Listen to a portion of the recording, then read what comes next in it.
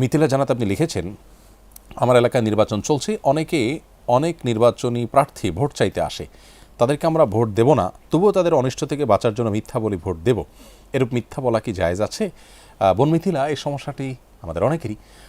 আর এই সমস্যা থেকে বের হওয়ার উপায় হলো যে যারা ভোট চাইতে আসবে, দোয়া চাইবে তারা যে আমার জন্য দোয়া করবেন, আপনারা প্রাণ খুলে দোয়া করবেন, বলবেন হ্যাঁ অবশ্যই আপনার জন্য দোয়া করি, দোয়া করবো না মানে সবসময় দোয়া করি, এখনও দোয়া করছি।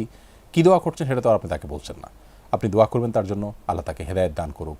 তিনি অসৎ মানুষ হলে, খারাপ মানুষ হলে আল্লাহ তাকে ভালো মানুষ হওয়ার তৌফিক দান করুন, সেই দোয়া করবেন। আপনি তাকে দোয়া করছেন এটি জানাবেন, কিন্তু কী দোয়া করছেন সেটা আপনি বলছেন না। অতএব আপনি ইনশাল্লাহ মিথ্যাবাদী হবেন না এর কারণে। আর ভোট দেবো কি না এটা জিজ্ঞেস করে, তাহলে সেটাও ঘুরিয়ে বলতে পারেন যে অবশ্যই ভোট দেবো, বলেন কি ভোট দেবো না মানে ভোট দেবো হ্যাঁ, আর আপনার জন্য দোয়া করি, এরকম ঘুরিয়ে ফিরিয়ে বলবেন। হ্যাঁ, আপনাকেই ভোট দেবো এরকম কথা বলবেন না, যেহেতু আপনি তাকে আসলে ভোট দেবেন না।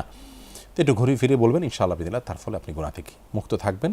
আর যদি এমন হয় যে আপনাকে সে বলতে বাধ্য করে, আর না বললে আপনার পরে জুলুম নেমে আসবে, তাহলে আপনি মিথ্যা বলতে পারেন, কিন্তু এই সমস্ত ক্ষেত্রে তাওরিয়া বলা হয়, অর্থাৎ একটু ঘুরিয়ে বললেন, সেটি হলো অধিকতর উত্তম। ইব্রাহিম আলাইহিস সালামের জীবনে এরকম ঘটনা ঘটেছে যে এমন পরিস্থিতির মুখোমুখি হয়েছেন যে সত্য বললে সেখানে নির্যাতন নেমে আসবে, জীবন হুমকির মধ্যে পড়বে, নিজের ইজ্জত আব্রু নিয়ে টানাটানি হবে, পরিবারের ইজ্জত আব্রু নিয়ে টানাটানি হতে পারে। এরকম ক্ষেত্রে তিনি একটু ঘুরিয়ে বলেছেন।